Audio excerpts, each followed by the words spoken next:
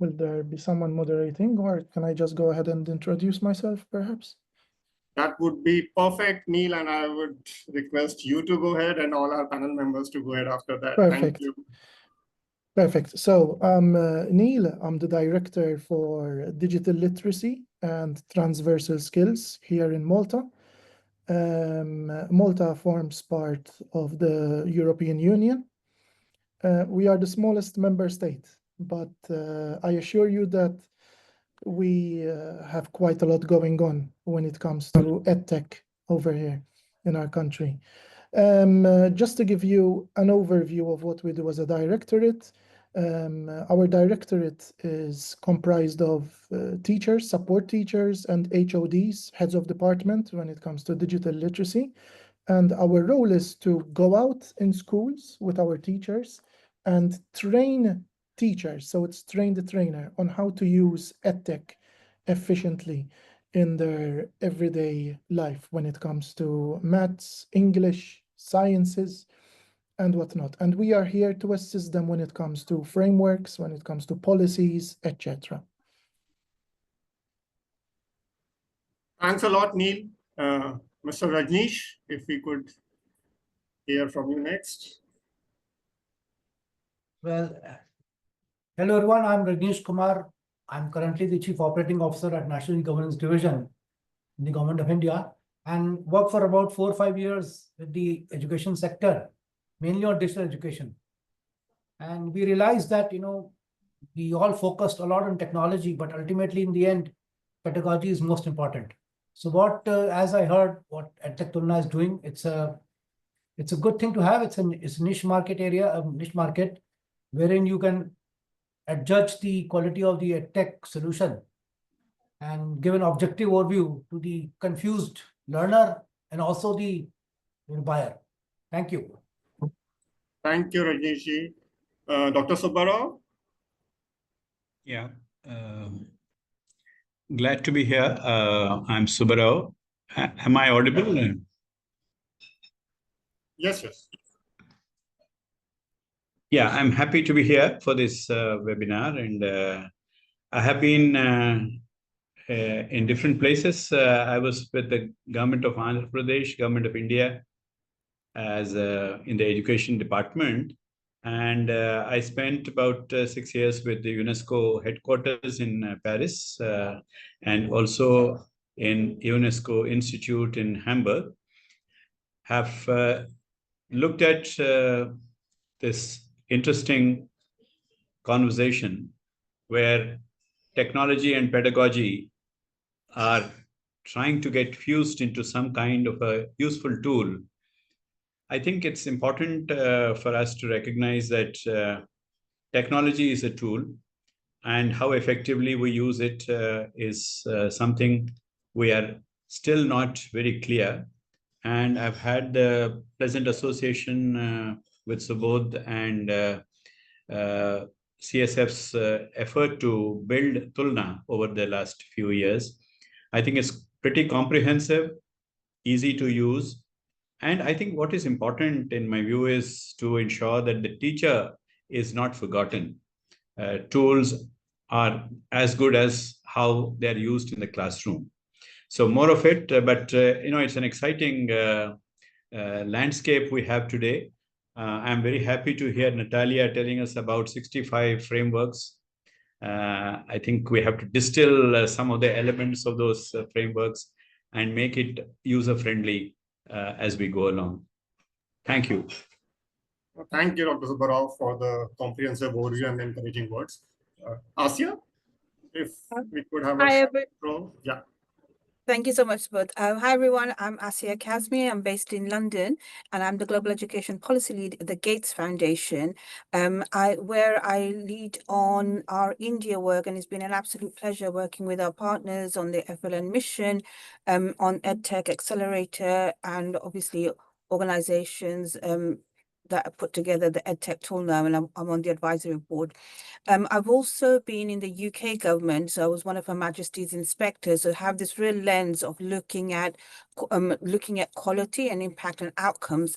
But I think the one most relevant for this conversation is also I was a teacher of mathematics. I was a teacher of mathematics for 12 years and a teacher coach on using technology as well. So real practical sides. There is a lot of, it's already been said earlier, a lot of EdTech solutions out there, very little that have evidence on them, and very little sort of guidance to government when they're making procurement decisions on what they should invest in, but also continue to monitor the performance of these large-scale programs. So it's a really important work that EdTech Tulna is doing at such an incredible scale in India. I think it was 500,000 laptops that Haryana was purchasing that then used the software solutions that had met the quality benchmark that Tulna had signed off. So really looking forward to this conversation. It's something in the foundation that we take very seriously and support efforts to do so. And while a few years ago, we wouldn't have had that many frameworks, now having 65 frameworks, we've gone perhaps in the other direction. So I completely agree with Dr. Subra's point about how do we consolidate them so that the evidence and the information from that are easy to use. Well, thanks, Asya, for the encouragement as well as the next step required in this effectiveness evaluation. Perfect. So maybe just to keep it structured, I will ask a question to each of you, starting with Rajneesh, you, and will request each of you to keep it to 3 to 4 minutes. And in case somebody feels like there's a very strong or a relevant point to add on that question, please raise your hand. We can quickly take the addition, else move to the next question. With that, Rajneesh, based on your earlier avatar of being Director of Digital Education in India, one thing that we have often seen that government departments often end up seeing EdTech largely as a hardware question and a hardware selection decision. From your perspective, how was it? Was the challenge similar? And second, how to reorient that focus at least 50-50, if not completely, to the learning solution? Thank you, Subodh. Actually, it's a very interesting policy question. Because you see, in policy making, what happens is what can be monitored, people want to do that very quickly. So to monitor whether 100,000 schools or 1,000,000 schools have a smart classroom or not is very easy for the government. But on the pedagogical aspect of EdTech, it's a little difficult to monitor. But of course, you all agree that in the initial stages of EdTech, the first thing is to actually get the thing there. So focus on hardware was okay during the last maybe 5-10 years. But now people have realized that it is very important to focus on the quality of learning solutions.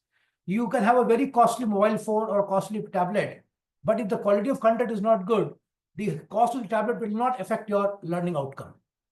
So this hardware-centric approach is now slowly shifting. Of course, it takes time.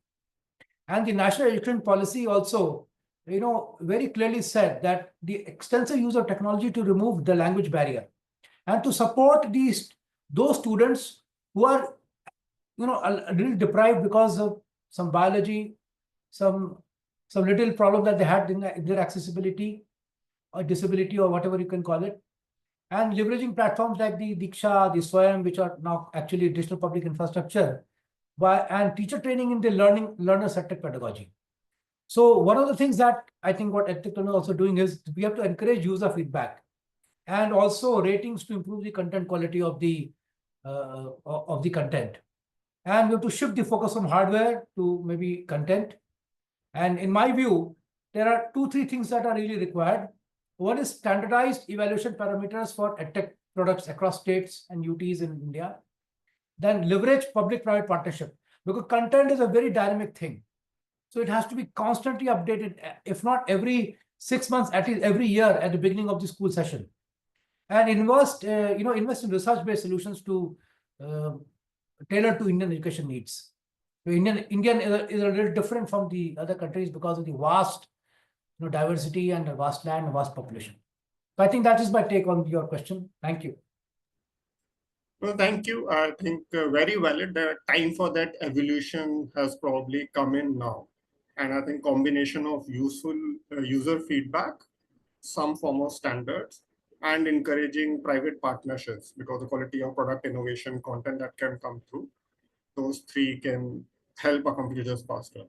Moving on, Dr. Subbarao, now if that is the evolution required, how have you seen the capability of the states to do this selection well in terms of the capabilities, processes, and what kind of shift may be needed to, if at all required, to do it well?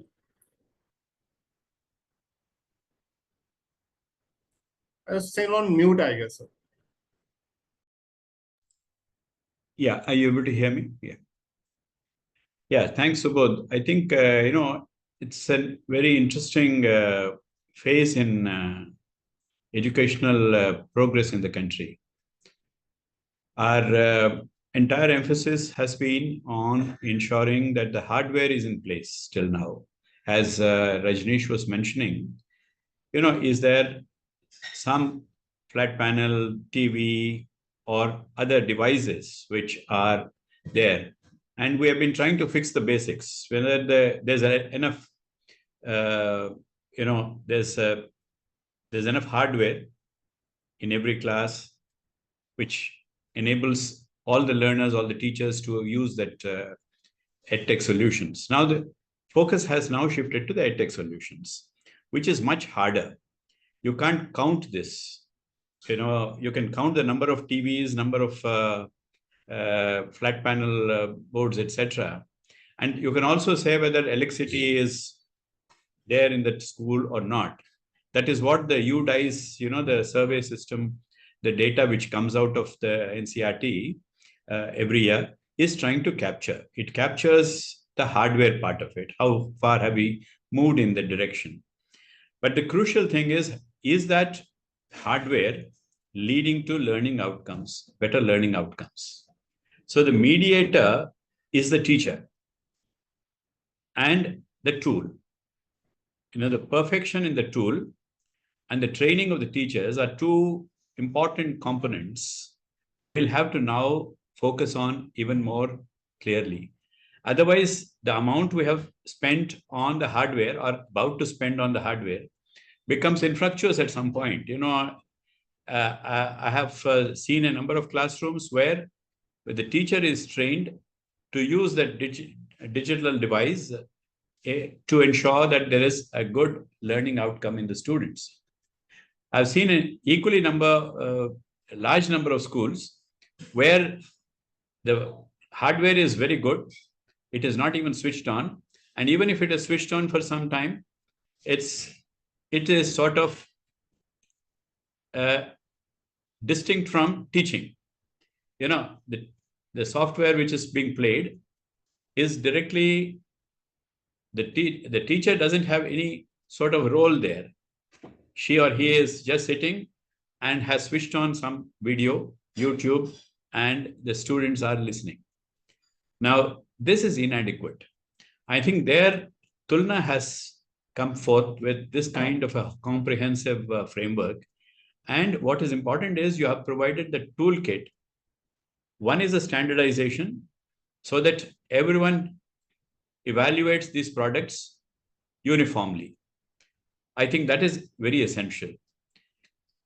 There's an element of subjectivity when somebody is viewing these products, but you have also taken care of that through inter-rater variability being minimized through very sound design principles which you have followed while you are designing the toolkit. I think we are also moving to ensuring that the teachers know what this latent power of technology is in ensuring that she or he is assisted in the process of teaching. The teachers must feel that digital tools are going to help her or him in the classroom to perform better and be more efficient. Now, that realization will come only when you start using the tools. First, ensure that the tool is good enough, and then use it well in the classroom. So I think that two pieces, Tulna is taking care of both. I'm happy to see this happen. We must now ensure that this becomes a very user-friendly tool. It is actually, but very often the state governments perceive this as some little complicated stuff. I think we need to demystify this and ensure that the usability and the user friendliness of the tool must be projected adequately to the states, and it should be possible. When we were procuring the digital hardware, we ran into similar kind of problems. Procuring is a very nightmarish experience in many states.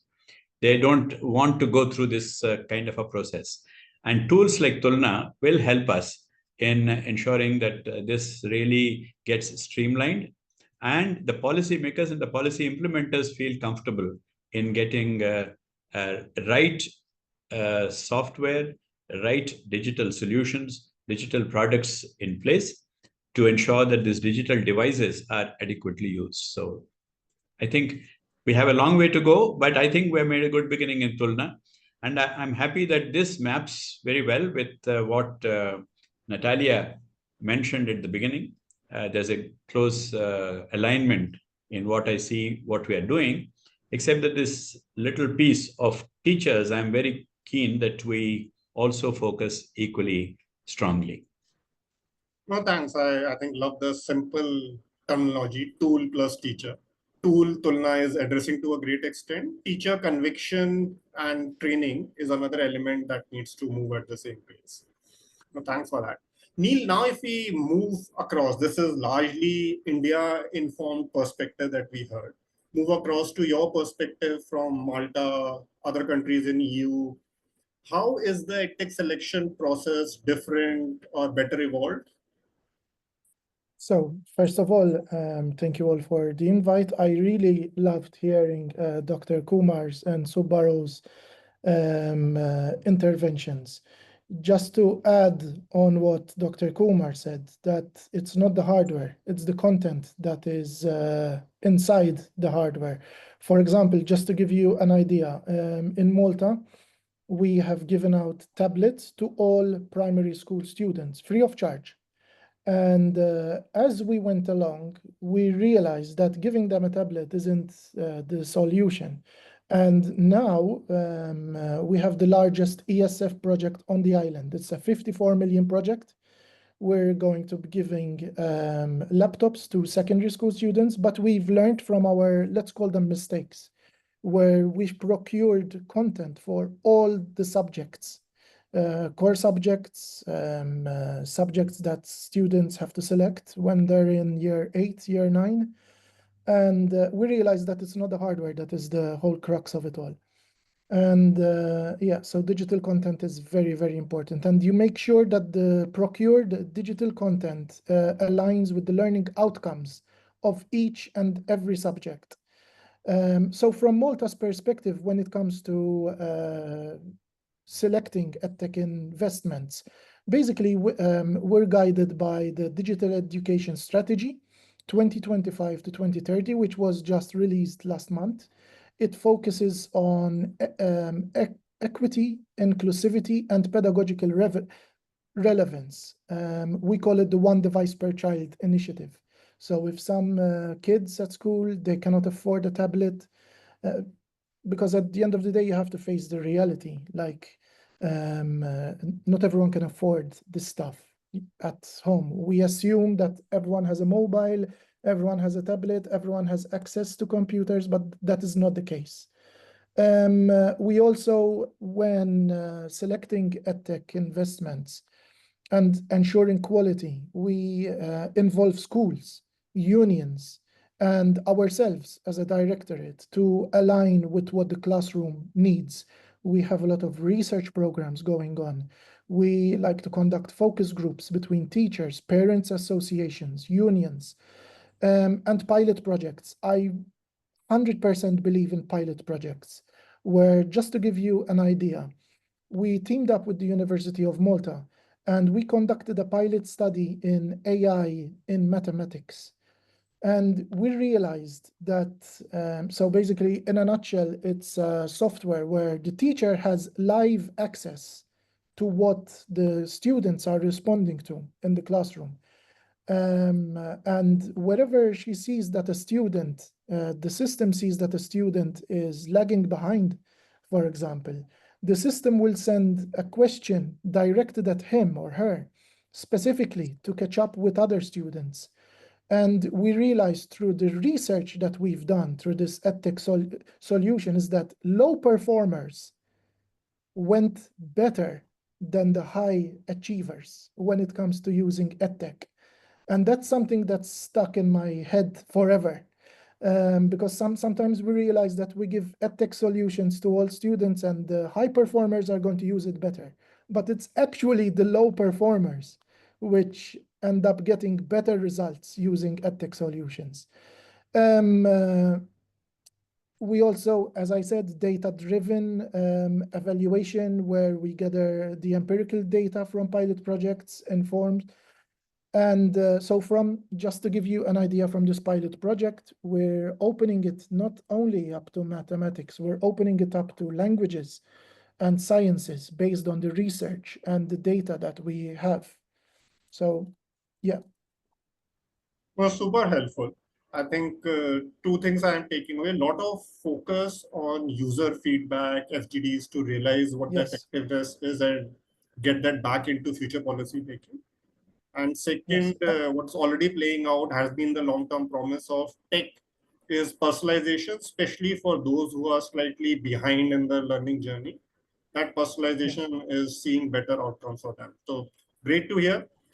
And moving on, Asya, given you have had a chance to look at this across UK, your other parts of Europe, Africa, parts of Asia, if you take that lens, would love to hear where do you see this process is being done, maybe slightly better than the others, and what has been that key driver of that improvement in EdTech selection process in those countries?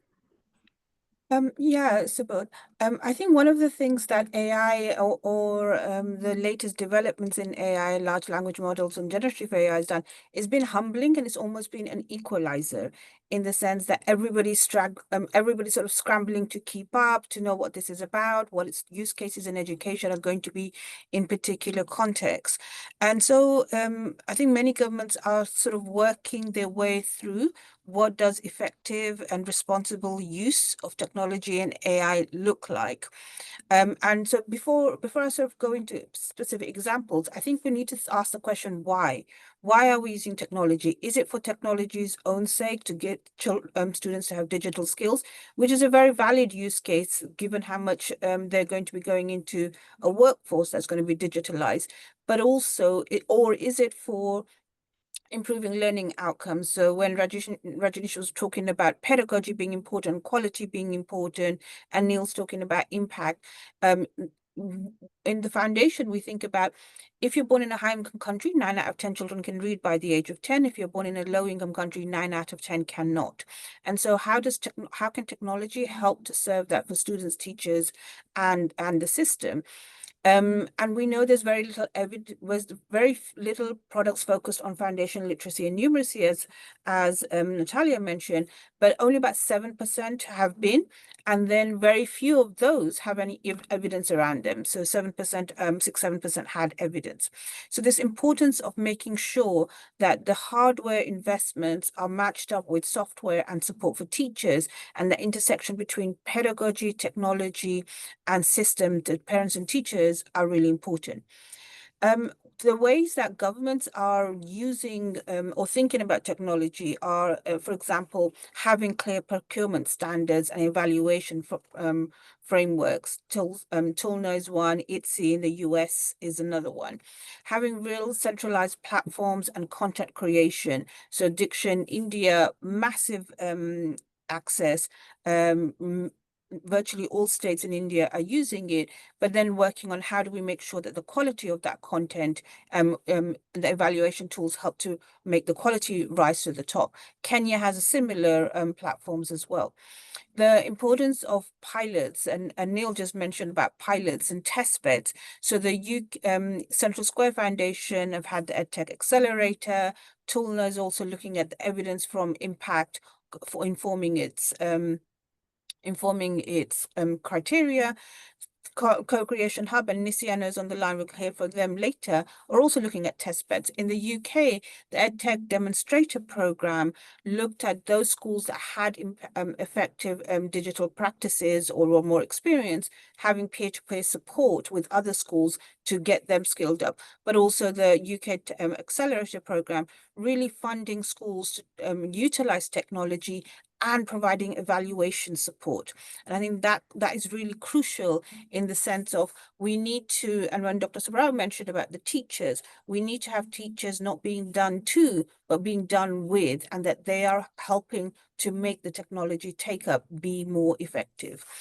The importance of multi-stakeholder collaboration. So the researchers, the developers, the teachers, local government officials, really important.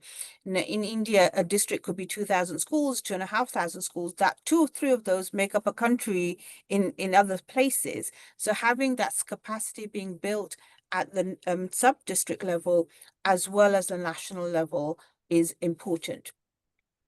And then making sure the evidence impact, so that the evidence is curated, so it gives a good starting point, generating new evidence, ensuring the use of that evidence, and then closing that circle by disseminating that evidence further.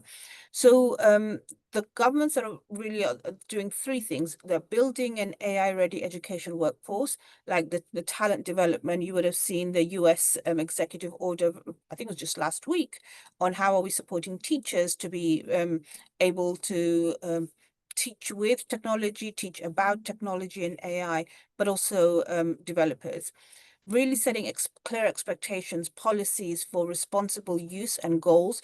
And we're seeing in the US more states coming up with these policies, countries, for example, like UK coming up with it. And then Kenya and Rwanda in Sub-Saharan Africa are also ones who are moving in this direction. And then the third point, which I already mentioned about the real importance of evidence at the center of decision making. So that means that evidence has to be accessible to the user. And we shouldn't ignore the parents in this. Like, we should be able to think about how do we support parents' purchasing decision making as well as government's decision making. And so having the evidence, using the evidence. Some of the research that Neil talked about in Malta, Kenya as well as India have said about personalized adaptive learning solutions, raising the bar for everyone, so it's making a difference to everyone, but actually making more of a difference on children who are further behind. And that equalizing power, again, goes back to why. And that also means that our research needs to be looking at that and then using those kind of facts to then make more decisions. So a lot going on. We need to become much more aligned and coordinated across different countries to have comparable evaluation frameworks, comparable evidence, and keep advancing the field, but always putting the student and the teacher at the center of it. Thanks, Asya. So if I just try and recap from the super detailed overview that you provided, one, in addition to the teacher and tool that we talked about, one, how do we accelerate the pilots, the test bed to build the evidence efficacy faster, higher quality? Second, how some governments are taking the lead in having portals which provide access to quality content, some level of access and some level of quality curation being sought through those government-run portals. And number 3, how do we design these programs so that they are more peer type with the teachers rather than being top down to the teachers so that they get better adoption, traction, ownership in the eventual user community? Super helpful to get those salient points. And maybe with that, I will move to second round. And in a way, this, Rohit, you suggested this question in the chat. Rajneesh ji, everybody agrees that the time has come for these 2 shifts. One, from hardware to now start focusing on the quality of the solution that's used in the hardware, and have some level of quality check, quality assurance while selecting the solution. In your opinion, what could be the one or two catalysts which could really drive this change, given we all want it now? Thank you for the question. Actually, it's a very evolving domain. One thing that we all felt was that unless we have standardized evaluation parameters like we have for a bridge or a road or any electrical equipment, it's very easy to evaluate an equipment on terms of quality and reject or accept. So once we have the standardized evaluation parameter and this framework ready, then I think for the states or the governments to procure, even for private schools to procure EdTech, would become easy. Then in EdTech, one more thing that needs to happen is we have to clearly define what we require from the solution. If you only require content, then we're not doing justice to the child. And because YouTube, Vimeo, we have so much of content which a child can access. What we need to focus on is, say, agentic AI in education, which is a costly thing, which only government or large systems can afford. Then having, virtual tutors 24/7 and even like an Uber app, you go down at 10 o'clock in the evening, Pythagoras theorem, you search around, there's a teacher available, half an hour, 15 minutes, and it's a subscription-based model. Something like this has to evolve, not just pure content of PDF and videos. So if these two policy changes come, and in the procurement process, there's standardized parameter, and we know exactly what to procure, then it really benefits the students. And one more thing, the effectiveness of the EdTech solution should not be overall growth or gain in percentage of the class. It should actually be the bottom 30% of the class, what it did with the EdTech. Because a good child is not affected much by the EdTech solution. So the parameter should not be the whole class moving up. 30% below, low 30% or 20 or whatever is the solution. What progress does that student make with the use of EdTech? If these two things are done, I think institutional support will come and solutions will also emerge. And education domain is a profitable domain, but at the same time, it's such a tricky domain. We've seen so many EdTech companies going bust and going down. So the government has to invest in the infrastructure, even if it's not profitable per se. Thank you. Super helpful, and I think a very important point while we talk about efficacy, evaluation, frameworks, criteria, even a step before that, which is about being more granular and more forward-oriented about the objectives and specifications. What the EdTech should have, it cannot merely stop at content level of personalization, level of personal tutoring, all those elements. How are governments taking the lead in defining those specifications probably needs to happen before the evaluation criteria. And yeah, Rajneesh, you wanted to add something? I just missed one point. The point was that digital literacy has come. Digital competency among the educators is now critical. That can be a way, there can be a way to define that. How will you call a teacher digitally competent to create or assess EdTech solutions? That will be also critical. Thank you. A very important point. That is the first step in building the conviction among teachers. They need to be competent to believe that it can be helpful. Dr. Subbarao, now the difficult question. Given this has to be done, how can these capabilities be built in our system? What could be a realistic starting point, or maybe if you think of a 3 to 5 year horizon? I think in a federal polity like ours in India, it has to be a combination of top-down and bottom-up approaches. I think there has to be a standardized framework at the national level with the ability to bring the Team India together to think through what should be customized in each state. The flexibility to customize it, but adopting a very common, easily understood, easily implementable framework at the national level. I think a combination of these two, and then if the if the states start using the tool, they will start generating evidence. Once they'll finalize certain EdTech solutions, they'll be implemented in the classrooms. But a culture of generating evidence, curating evidence, collating evidence, and then using that evidence for further refinement. I think we have to have that kind of a learning society built around the entire EdTech landscape today, which is quite a challenge today. I think I'm seeing that what we are talking about is digital literacy, digital awareness. Digital competence will come, and then using digital tools and solutions for improving learning outcomes and also teacher competence. And the way the teaching learning process itself will be re-engineered because of our digital ecosystem undergoing this whole lot of changes now. For instance, in elite schools, students are using some AI tools today, but the teachers are not very sure as to how those tools are useful for learning. I think the students are proceeding faster than teachers today, honestly. And so we need to build this new cadre of teachers who are not only comfortable, but also know how to use digital and AI tools in the most appropriate manner, which is useful for the learners and useful for taking the next leap forward.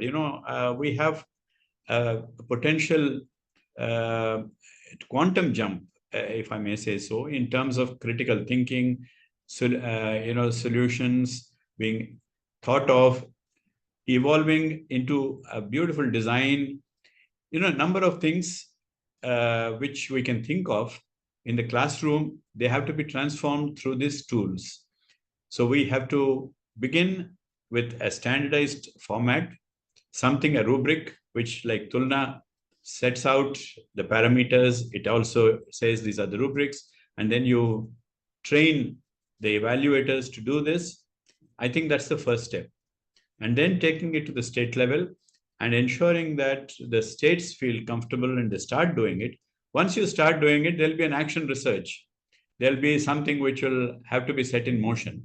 And it has to be a conscious decision by the government of India and the government of various states to ensure that that evidence becomes a part of the learning experience. Otherwise, it will be lost.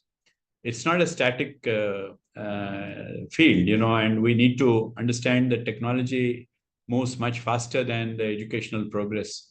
And we need to ensure that these go in tandem. And it requires a lot of conscious effort on the part of the ministry in Delhi, in the national headquarters. But also we have to sensitize the states and take them along and ensure that the content part will be sort of customized and contextualized. But the pedagogical principles are universal. So what is universal and what is to be contextualized has also to be very clearly understood. And that with that nuanced understanding, I think the states and the center can put together a whole lot of digital education plan. I think Rajneesh may think through this.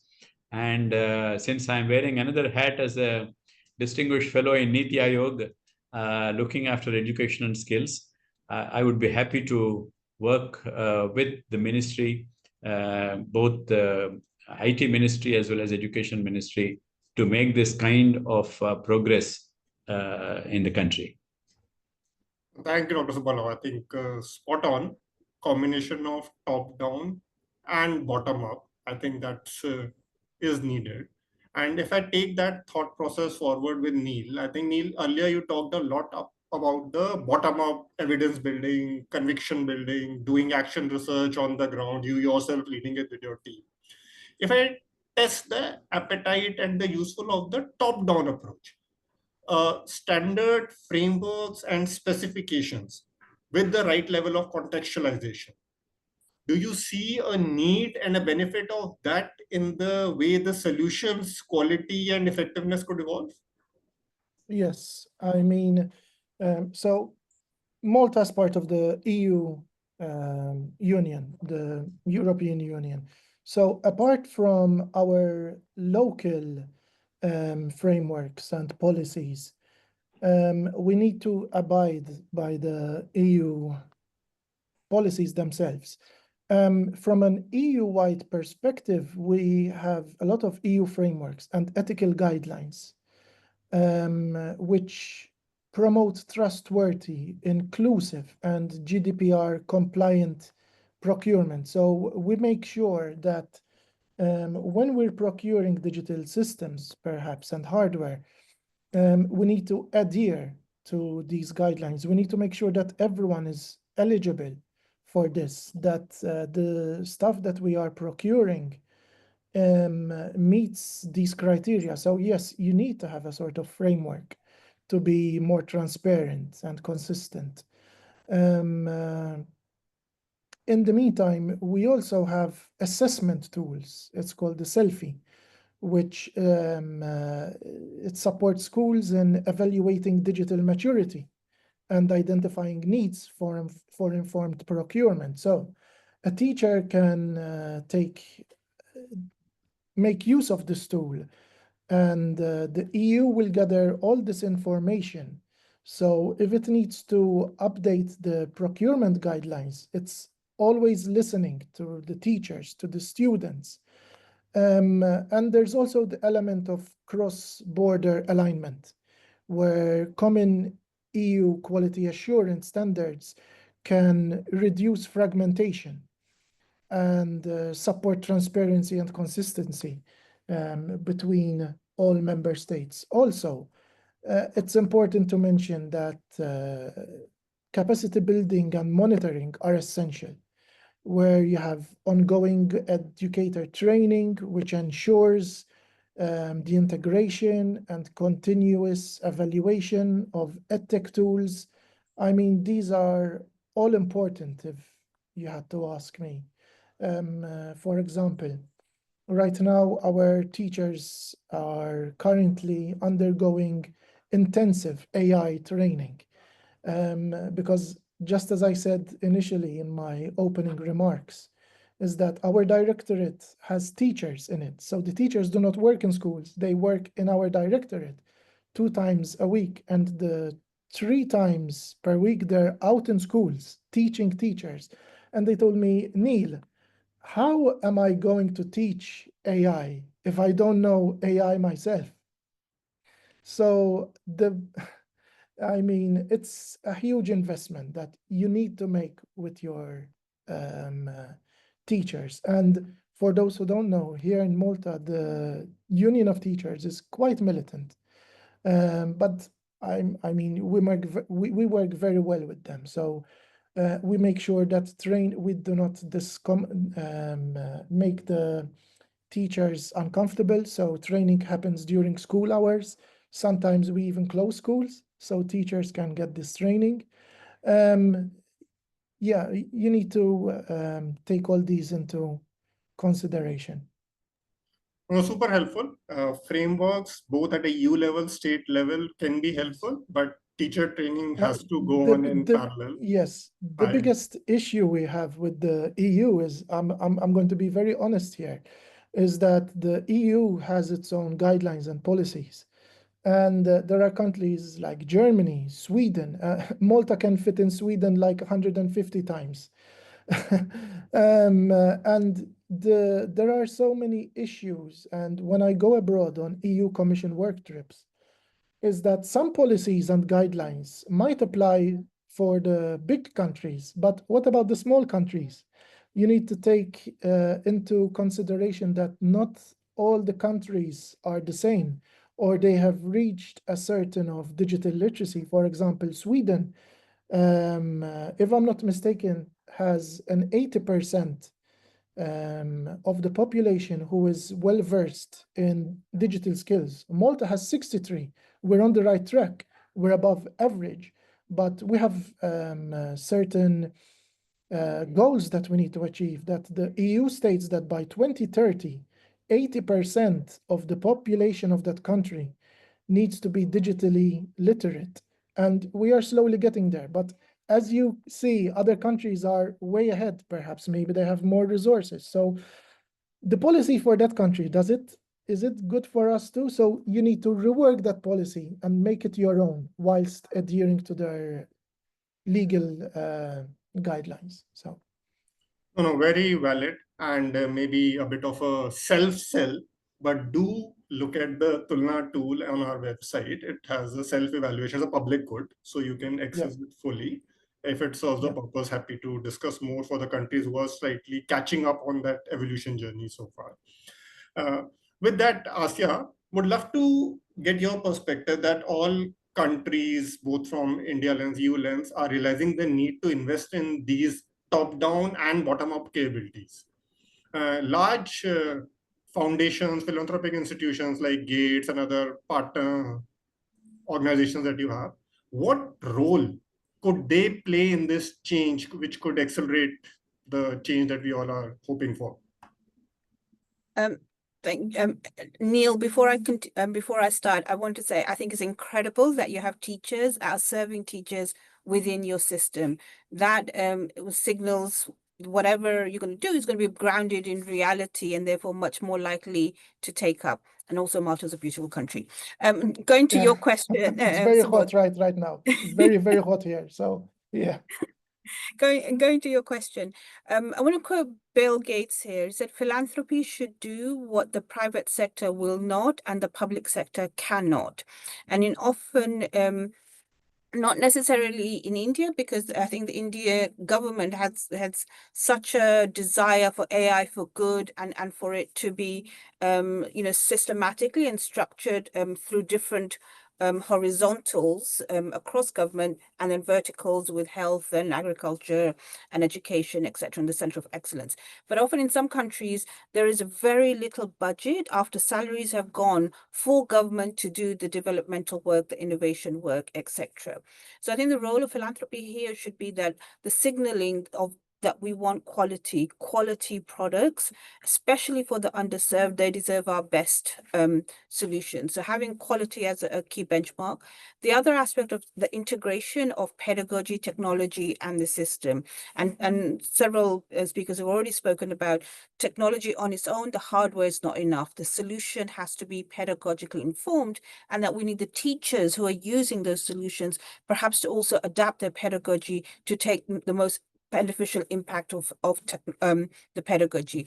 And then we really need teachers in that dialogue, in that development. And so this important aspect of coherence of the instructional core, it has to make a difference at the classroom level or at the home level if you're not being used in the classroom. And I think the philanthropy also has convening power. And so this aspect of being able to bring people together, bring different sectoral organizations together, multilaterals, big tech, government, etc. And the role of saying, if there are 65 platforms, what is our role in saying, what are the common core ones that are comparable? So there's 5 big things I think here. In going to that quality signaling, it's like funding research and evidence, both at the sort of pilot level. Does it work? Does it work with one school, let alone the entire government system? And that funding, that evaluation from small scale all the way up to large scale. And here we've got the funding and the evidence disconnect. The funding is not, the evidence needs to be funded. We've got the researcher and the user disconnect. Like too rare is it for teachers to be, and parents and students to be part of that research agenda.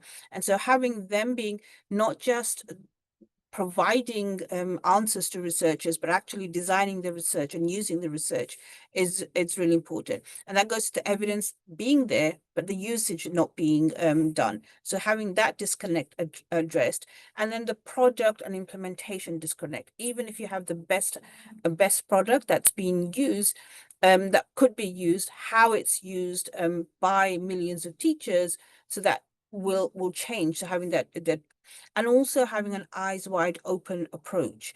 We have got now technology that is so powerful and is changing so rapidly that we can't just be thinking only of the positives. We have to be researching, are there consequences that we might not have imagined, but also on equity side of it, and having the full cost of the solution. People will say, you know, this is a solution that's only $2 per child.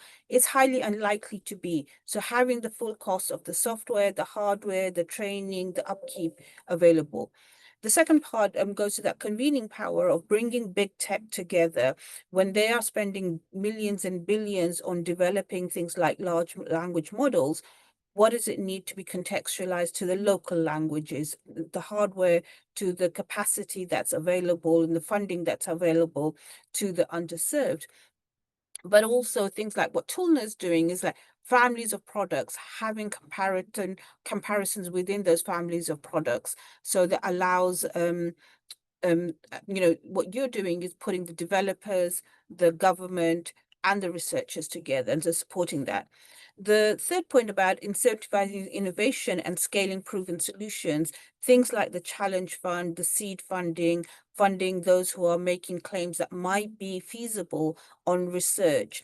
And so incentivizing more in education, I think we are further behind than other sectors in having solutions that are creative, that are impactful. And so really incentivizing that becomes important.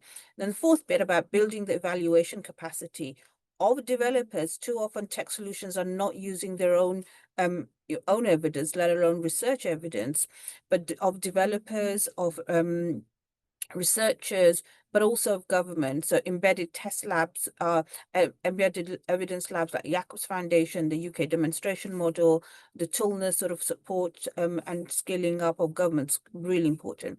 And the final point, and I'm so pleased that so many people have mentioned this, is about the teachers. And so supporting pedagogical models to use technology for impact. And teachers are, you know, the formal teachers, but parents as teachers as well. And so some of that technology that's targeting parents, really making sure that they're aware of what's a good product, how it should be used, and then the implementation side of it as well. So I think those 5 points, they're not they're not exhaustive. There'll be others, but I think those are 5 key areas where philanthropy really needs to lean in and support coordinated efforts. And I think super thought through the 5 points, and I think you should put it out as a blog for all philanthropies to refer to. Yeah, Neil, quick closing suggestion. We have kept the second panel waiting, so we'll have a abrupt I'll ending just after add that and move to something second panel. small. Ms. Gates mentioned something very important. She mentioned big tech, like Microsoft, Google, etc. The EU has found, I mean, it's struggling with big tech because sometimes they will not change their GDPR policy, the way that they work in schools. When you have EdTech startups that, since they are new, they're just emerging, they will adhere to the policies immediately. So it's always good to support local startups, local international startups, because they are more malleable. They can suit your needs better than, I'm not saying they're better than big tech, but big tech, sometimes they will not budge. So it's good to support startups. So yeah. No, good endorsement, Asya, for your point number 3. Incubate and seed some of the smaller companies, early stage companies. No, perfect. Thanks a lot, everyone. Very valuable sessions. We'll put out a recording as well as summary of these notes sometime soon. And with that, I would move on to the second panel and say thank you and goodbye to my 4 panelists for such valuable suggestions. And Natalia, over to you for the next discussion.